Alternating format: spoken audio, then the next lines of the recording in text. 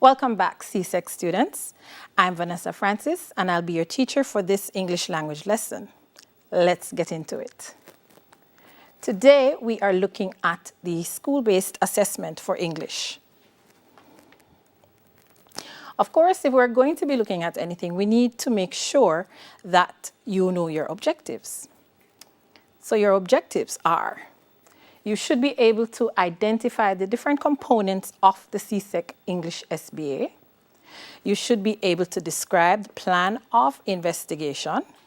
You should also be able to describe the first two reflections. Now, what is the English SBA? Now, it is a portfolio, and this portfolio focuses on an issue, a topic, a theme, or an event that is selected by each of you. And each of you will be working within a group. And of course, this issue, topic, theme, or event must be approved by your teacher. Now, the issue, topic, theme, or event that you select should allow for meaningful research and presentation, of course. So what is the function of the group? You've heard you're working as a group. What should the group do? So the groups are comprised of 4 to 5 students, and you share a general topic. Now the members work together, and in working together, you're supposed to discuss and solve problems, explain ideas, learn from each other, improve your oral skills, practice social skills, and of course, you each will get different leadership roles. Now, yes, you are working in a group, but the whole SBA is not a group grade. So there are certain components that are individual based and certain components that are group based. Here they are. So the individual based components are your plan of investigation, your reflection, your oral presentation, and the participation measure. However, please note that the participation measure is not submitted in the SBA. It is a grade you received throughout the course of doing the SBA. Now, which tasks are graded as a group? So your written report, which is out of 10 marks, and the quality of group behavior, which is also out of 10 marks. And this as well is not submitted in the portfolio. It is a grade that you are ascribed. So now we will look at the plan of investigation. Good? So keep in mind, the plan of investigation is the introduction. So you do not have a separate introduction. It is the introduction, and it goes by the name plan of investigation. You'll hear your teacher refer to it as POI. So this now is the introduction to your theme or issue or topic that you are researching. Your response in this section should be 200 words. No more than 200 words. So it can be less than 200 words, but it should not be more than 200 words. What should you do? By this point, you need to know. So the first step, ensure that you select your issue or your topic or your theme or your event to research. Notice it is a wide range: issue, topic, theme, or event. So you can choose any of those things. Select something that is of personal interest to you. Try not to think of anything that you will have to struggle to talk about when it comes to the oral presentation. Try and select something that is familiar to you, something that you are interested in, something that you are passionate about. You need to be creative as well. This SBA is so designed that it is about you. So it is about you and your work. Next, you need to focus on your personal topic first. Many times, in trying to fit a group topic first, you end up losing yourself. So it is best each of you in the group focus on your personal topic. What do I want to look at? What am I interested in? What am I passionate about? Then as a group, you come together, you discuss and figure out what is the common thread among all your topics? There are some general topics you can choose that are like umbrellas, so they can cover everything, things like culture, lifestyle, and so on. So they can do that for you. So the ultimate goal is to make sure you choose your personal topic first. So now that you have that covered, next step, you have to explain why you chose it, which is why I have emphasized choose something that is personal, because right there, it is easy to discuss why you chose it. I chose this topic because it is something I am personally interested in. It is an issue that I am personally involved in. So those of you who are athletes might choose a sport because you're involved in the sport. You like watching the sport. Your families love sporting events, that sort of thing. So this is why it's good to choose a topic that you have a personal interest in, so that you can give a meaningful and well thought out reason for why you chose it in the first place. So the next step, you have chosen it, you have told us why you chose it. Next step, you need to name and discuss the expected benefits to you as a student of English. Now, you need at least 2 benefits. You can do more than 2, but at least 2. So it should be no fewer than 2. Now, the benefits are various skills that you can talk about. So think about things like improving your time management, improving your vocabulary, your confidence perhaps, research skills, organizational skills, interpersonal skills, and so on. So any of these things can come through doing the SBA. You can improve these skills as you go through the process of completing the SBA. Now notice, you must clearly express these. So you have to say clearly what the expected benefit is. So my expected benefit is to improve my confidence. That is a reasonable assertion to make. And then notice it also must be attainable. So my expected benefit is to improve my confidence. So you have to say a little something about how that confidence is going to come about. It's not a pipe dream that you have, it's something that actually can happen. Now, your next step, clearly indicate 3 English skills you expect to develop. Now, your English skills, as you can see here, are reading, writing, listening, thinking, and speaking. So for each of the 3 skills you choose, you need to say briefly what activity or activities you believe will contribute to this development. So for instance, you choose reading. Naturally, if you have to read quite a number of articles in order to select from them for your artifacts, then your reading skills will improve. So you can say you expect to improve your reading skills through reading various articles. You expect to improve your speaking skills through having to have dialogue with your teacher, with your peers, with having to even do the oral presentation. And the next step, you need to explain how you intend to collect the relevant information. Notice the word intend. So you're not going to talk about the actual 3 pieces you're going to use. You're going to talk about the process of selecting those 3 pieces. So you're going to talk about a wide range of things first before you actually get to that point. So notice now, you are to clearly outline a wide range of potential data sources. And here are some examples. So you can talk about the radio, the library, the internet. Those are sources of data. And then for each of those sources, you have a corresponding data type. So you have documentaries that are on the radio, on the television, on the internet as well. You have blogs, you have stories, you have talk shows. Now I want you to note that there is no limit to the potential of your data type. So you can be creative. If there's a particular poem that you know or that you find and it speaks to your topic, it is your data source. So it is a very creative SBA. It opens up itself to your creative interpretation. Now, please ensure that you mention a paper-based source among the potential sources. Because what will happen is you have to have a paper-based source as one of your final 3 pieces that you choose. So make sure that when you're talking about the potential sources, that you actually include some paper-based ones as well. So let's recap that aspect of the SBA. What should candidates do? So of course, state the title of your research. We need to know what it is you're studying.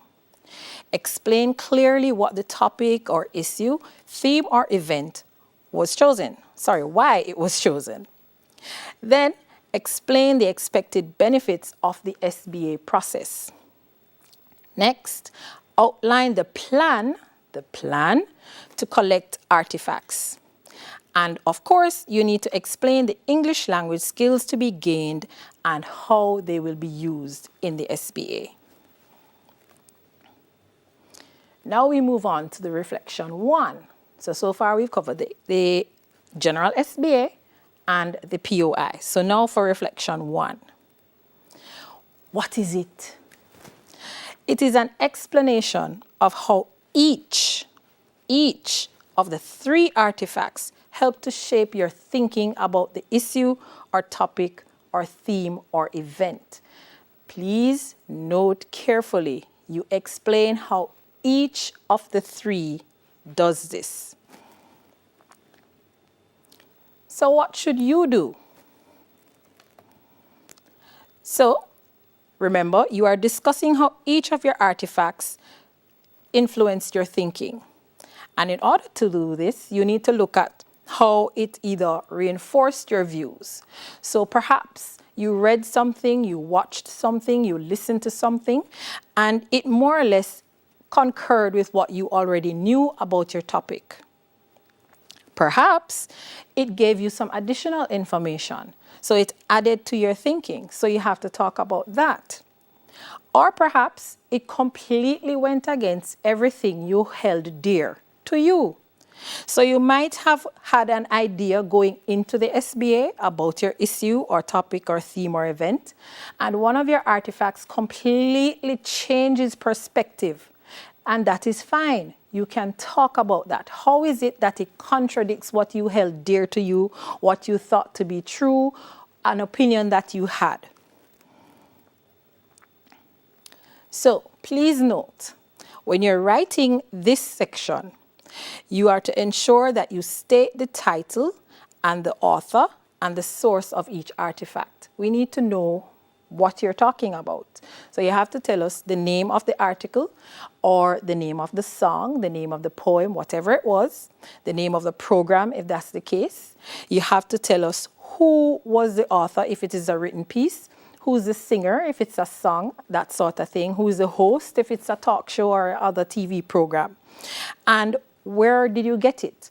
So was it on a TV program? What's the name of the program? Which station was it aired? That sort of thing.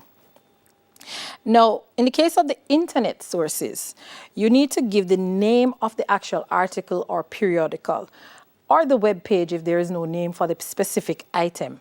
Do not give just the URL. The URL is not really a sourcing piece of information. You save the URL for when you're talking about the reference page.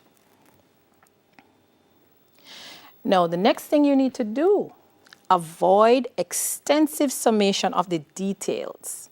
So do not use the whole reflection to just retell the information that you found. That information belongs in another section of the SBA, which we will discuss at another time. For the reflection, what you really need to do is just give us the gist of what was in the piece that you found. So 1 sentence to the most, just to tell us what this item was about. The article, the song, the program, whatever the case may be.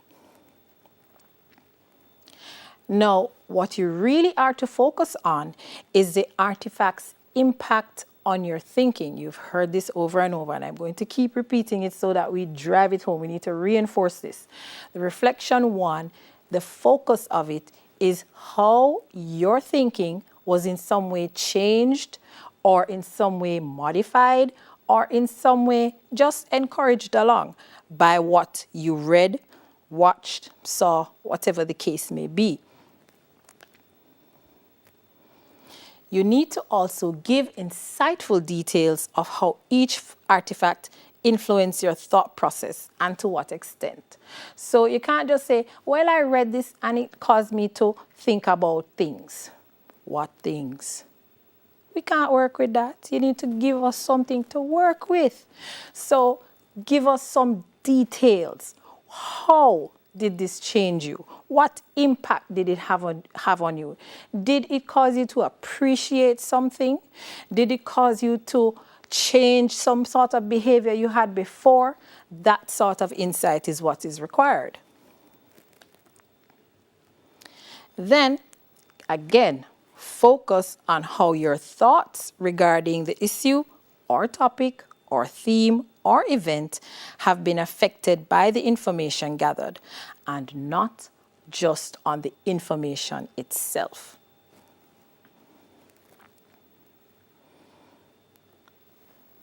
What is reflection 2? Over the years, I've heard students refer to reflection 2 as the killer. I'm here to tell you, if it's the killer, Jesus saves and resurrects. So, it is an analysis and discussion of how language is used in each of your 3 artifacts. Again, each of your 3 artifacts. So just as how in reflection 1, you looked at each artifact and how it changed your thinking or how it impacted on your thinking. For reflection 2, you're looking at each artifact again, but for a different reason. You're looking at each of them in order to say how language was used in each of them. Remember, this is an English SBA, so what do you expect?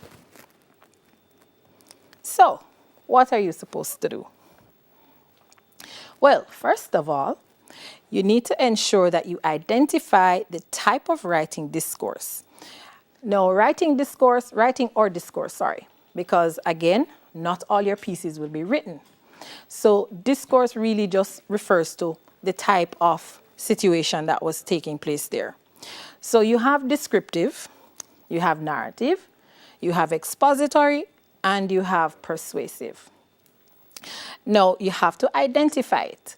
Which one was it? Then you look at the features that are associated with each one. So if you think back, descriptive writing, there are certain features that are involved in descriptive writing. Use of vivid adjectives, use of chronological ordering perhaps, use of spatial ordering, those type of things are associated with descriptive writing. With narrative writing, main thing, you have your plot, your conflict, your climax, your resolution. So ensure that you highlight these in your discussion. For expository writing, you have various types of exposition. But the main thing that an expository piece does is to explain something. How it goes about explaining will be different. So ensure that you identify how it explained. Did it give you comparison? Did it give you just categories? Did it give you cause and effect? Did it give you problem solution? That sort of thing. And for the persuasive writing, we all know persuasive writing has one main aim: to convince. So once you're writing persuasively, the aim is to convince someone or to change their viewpoint. So in this piece of writing or discourse, because it could be very well that you watch a program and 2 people were trying to convince each other to change each other's minds, you know that there are certain techniques, certain devices that are employed in persuasive writing. So you have your use of data, your different figurative language, your rhetorical questions, and so on and so forth. So you need to name each feature used, and you need to discuss these features associated with the discourse type. And I would advise you, in selecting your pieces, try and vary. Don't just vary the type of piece by nature of the source. So try and vary them by nature of the source. So perhaps one electronic one audio one, that sort of thing. But also try to vary them based on discourse. So something expository, something narrative, something persuasive. Give a nice little mix. Don't let them all be the same thing, because then you'll end up talking about the same thing, and that will lead for repetition. So, next thing you need to do, identify the type of language used. Naturally, the type of language would be English. But then remember, you have different forms of English in our society. So you might find a song with some Jamaican Creole in there. So you have to make mention of that the song employed the use of Jamaican Creole. It might very well have been an interview as well, and the host and the interviewee switched between using standard English and Jamaican Creole. So you have to identify what type of language was used in the discourse. Then you're going to highlight the techniques or devices or features used and make an insightful comment on its effect and its effectiveness. Now, when you think about the effect of something, you are thinking of how it impacted on you. So if your writer or singer or talk show host use some metaphors, of course, you're going to point that out. Metaphors were used. But you're not going to just say, the writer, the singer, the host use metaphors. Full stop. No. You're going to say that they use metaphors. You're going to point out at least one example of a metaphor used. And then you're going to talk about the actual use of the metaphor. So, was it a case where the metaphor caused you to think more of something? Caused you to question something? Did it cause you to criticize something? That would have been the effect. Then when you talk about the effectiveness, you're thinking about, was it appropriate to use that metaphor in that particular context? So did the metaphor actually add to or take from the overall effect of the writing or discourse, as the case may be?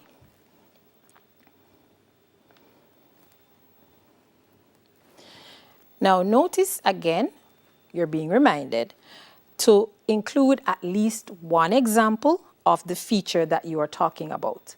So you cannot just talk about the feature and leave it hanging. You need to talk about the feature, you need to pull an example and say, here it is. You can use more than one example, that's fine, but you need at least one example.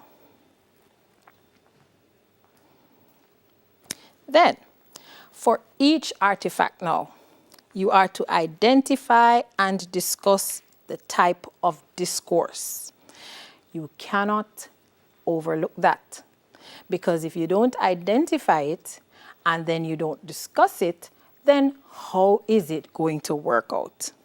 So identify and discuss the type of discourse employed and the associated features. You're also going to identify and discuss the language techniques and devices or features used, and you're going to analyze their effectiveness. Now, let's get back to the main points that you should understand. So remember, the SBA, it is compulsory. Every student of English language has to have an SBA grade. Every student of literature will use the English language SBA grade. In fact, we don't really like to talk about it as an English language or an English literature SBA. It is the English SBA. So the English language grade and the English literature grade will be the same. So if you're doing English language, one SBA grade. If you're doing English literature only, you will still have to complete the SBA in order for it to account for your literature grade. If you're doing both subjects, you do not submit two SBAs, one SBA, and the grade is shared between the two. So remember that. You have to do it. Now, what you can also remember is that you are working as a group, but do not think that you must rely totally on the group in order to accomplish what you need to do. The group is there to offer support.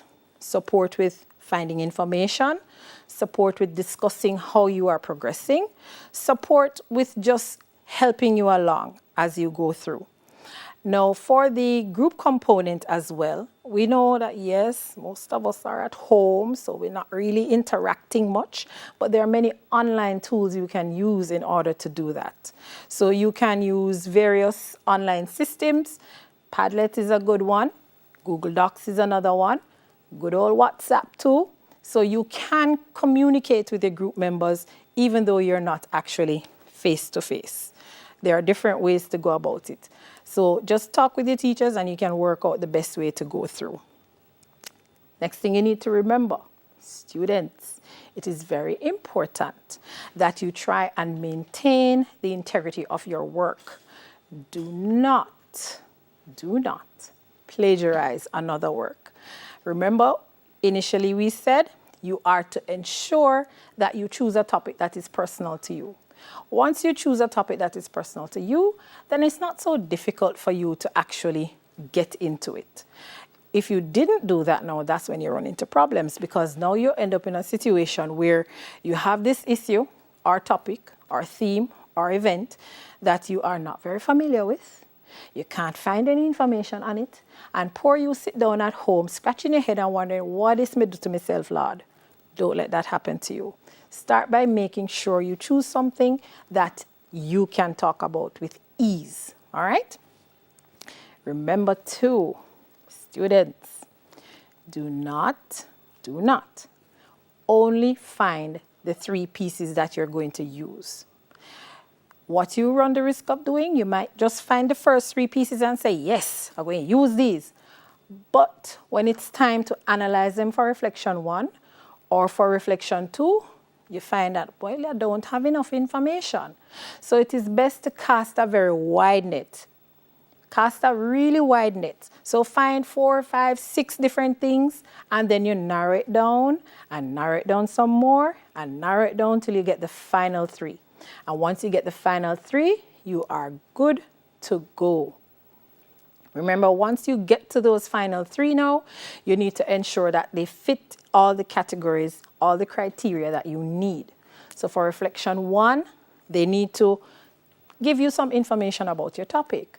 So it must give you information that you can either say, I knew this already and it supports that.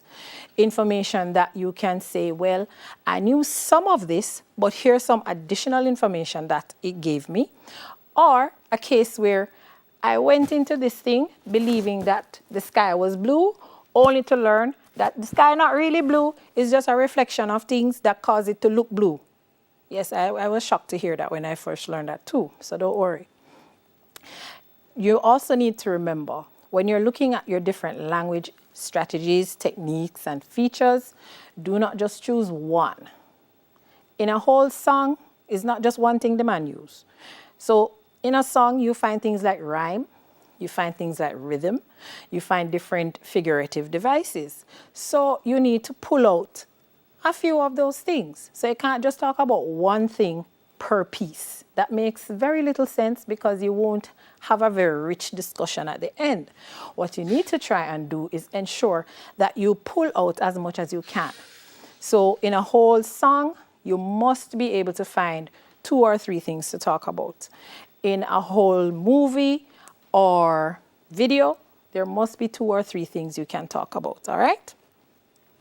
Next thing you need to remember, you are going to do this in drafts. So you're going to have to write and rewrite. And this is where the group comes in, because you're going to write one, and then, of course, you let your group mates read, your group mates share their input, tell you, well, this sound good, dog. Put this in. Or, no, sir, that don't work out. Take it out. Something like that. You're supposed to do that for each other. So once you are working as a group, that's a process that you should go through. So you write your POI, you pass it to your group mates, say, read this and tell me how it sounds. They will do the same to you. So make sure you understand what should be in the POI so that when they ask you to weigh in on theirs, you're able to give them really good feedback, and they're also able to give you good feedback as well. Make sure that as a group, you try as much as possible to work together. It is very coherent. Things like your oral presentation, you can work together to accomplish that. We'll talk about that next week, actually. So you need to ensure that as a group, you work cohesively and your teacher sees you working cohesively. So if your teacher checks in on you, he or she should be able to say, all right, group 1 is going, they're bubbling, they're going on well. Group 2, come, you need to talk to each other a little more. You need to give each other some more feedback, that sort of thing. Because there is a grade just for that. There is a grade that you will get based on the whole idea of how you work together as a group. So for next week, we are going to continue looking at the SBA. And these are the things you can prepare ahead of time so that when I'm telling you about it, you kind of know what I'm talking about. So there's a reflection 3 that we will look at, the oral presentation and the written report. So of course, these are the things you should be able to do next week. So you should be able to describe the processes associated with reflection 3. You're supposed to be able to explain the requirements of the oral presentation, and you're also supposed to be able to tell me something about the written report when we're done.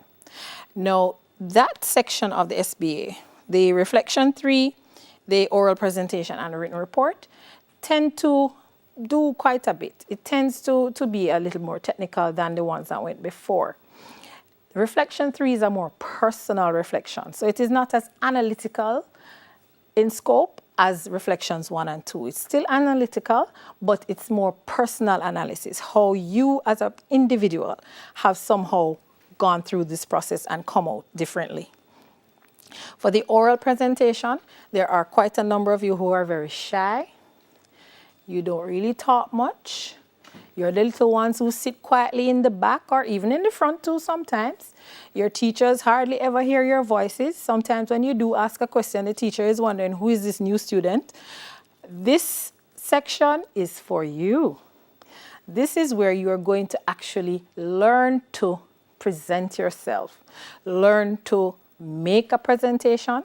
And this is where, as I said before, the information that you found, that is where it goes into the oral presentation.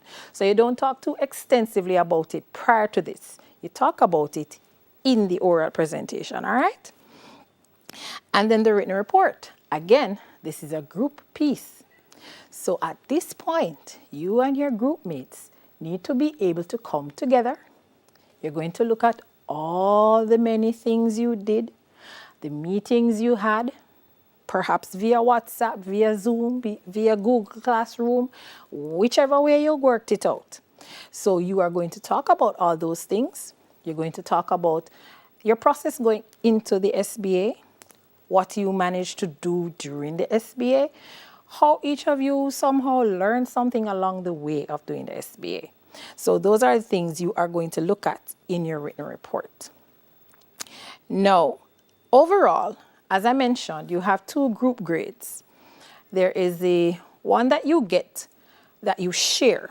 So that 10% grade, it is shared. So everybody gets that same grade. So everybody gets the grade for the written report. The 1 grade, everybody.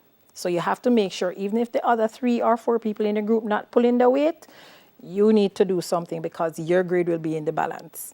Then there's a quality of work within group. So again, as I said, your teacher needs to be able to assess how well you were working together, how well you were helping each other along, how well you were able to know what each of you is doing. Because you should not be in a group with 3 or 4 other people and have no clue what the others are doing. You should know what they are doing. They should know what you are doing. So those are the things that your teacher will assess you for. And that grade 2 is basically going to be shared among you. So it's the same grade that you will all get because it's the 1 group. The other grade now focuses on how you as an individual contributed. So were you the group leader? How effectively did you do your job?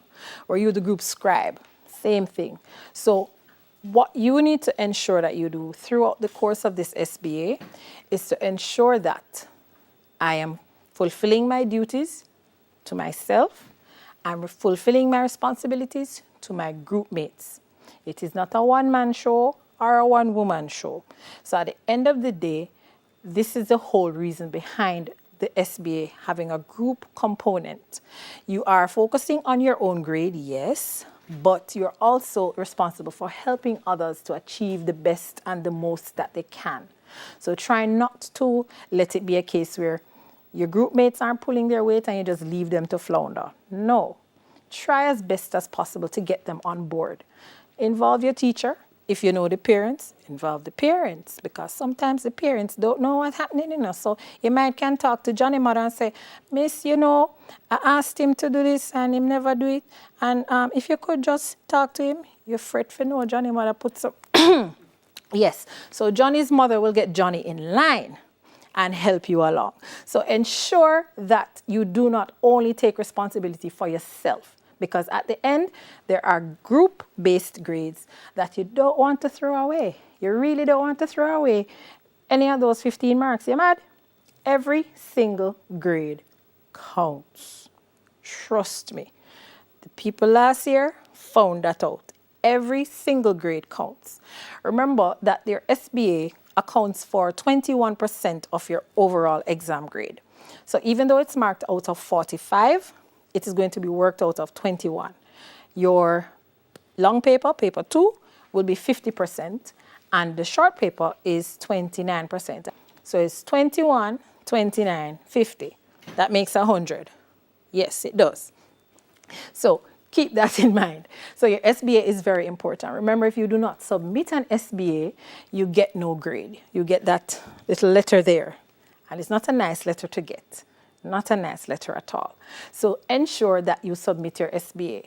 Try your hardest at it. Get help. Make sure. There are many different avenues you can go to for help. Try and do it. All right? Because it is necessary. Now, keep in mind, too, that the deadlines your teacher sets, you need to adhere to those. They're set for a reason. You notice there are 3 sections that we looked at already, and there are 3 more coming up.